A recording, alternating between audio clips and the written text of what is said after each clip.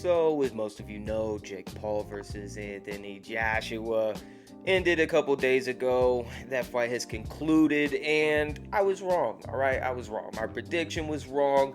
I was banking on the 1% Hail Mary chance that Jake Paul gets it done. And yeah, I was wrong. And you guys definitely let me know in the comments. This is actually my favorite comment right here. This is amazing. I love British people. I'm assuming this dude is British because of the Star Spangled, comment part of it, whatever. But a toss rocket, that's amazing. I had to legit look that up.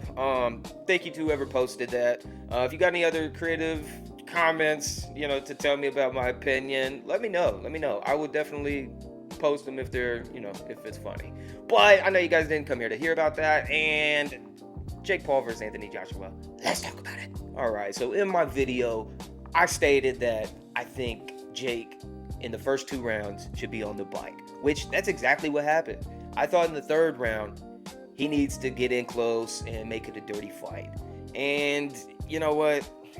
I was wrong. It's not because I didn't think AJ was good. I just thought that because it was Jake's promo and, the stars just aligned for that dude. So, yeah, my bad. Anyways, I think the biggest question to take out of this is this freaking comment right here. My boy sent me this, and this is actually a pretty good question. I think you got to put that into context. So he's going to go back down to Cruiserweight. And currently, the WBC Cruiserweight champ, Bado Jack, IBF belt holder for Cruiserweight is Ja Apatea. And Jake's currently ranked 15th in the WBA. And honestly, the guys all the way from 14 to 8 to Chris Billiam Smith, those guys have more experience, but under the big lights of a Jake Paul fight, and really a lot of the guys in those positions, their records are stat padded. Like, that's just how boxing is. First 15 fights of their career is against cab drivers. And so when you put it into context, I think Jake could actually do pretty well with the top level. I mean, definitely within the 14 to 8 range. Now, do I think could he beat Bado Jack? Yeah, I think I could. I think I could believe that because Bado Jack's old. I mean, he's damn near 40 years old. Now, he's still slick. I mean, he put on a way better performance than Andrew Tate did.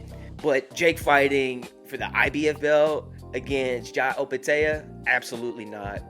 Jake's not ready for that. Now, I think the biggest fight that would be the most exciting for Jake, for the internet, for the crossover space, will be Jake Paul versus Vidal Riley.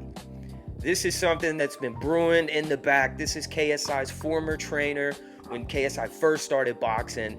He's a pro boxer himself. He owns, I believe, the English title at Cruiserweight.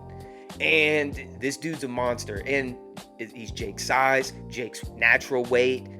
Record is, the same relatively, but he has actually fought way harder competition outside of Jake fighting Anthony Joshua. And that would be one for the books. The story would be great. The fight, I think, would be, the buildup would be amazing. And that would also kind of tie in Misfits with MVP. We couldn't get Jake versus KSI. But if we can give Vidal Riley, the pro that trained KSI, to beat Logan, that's a story. And that's a massive fight. I think Vidal would definitely do it because the bag would be crazy. But yeah, I mean, I think Jake definitely deserves a spot in boxing. I think he definitely would do well against, top elite guys. Not the tippity top. I'm not saying he would squash everybody, but, from 14 to 8, very competitive. Very competitive. And none of these guys have fought on massive cards with all the bright lights like Jake Paul events bring. So that's my thoughts on it. Credit to Jake Paul. Balls the size of cantaloupes for going against AJ. Credit to AJ, even though he didn't have a great performance. It's what everybody expected, except me. Anyways, let me know what you guys think. Who you think Jake's going to fight next? And I will see you guys in the next one. Deuce.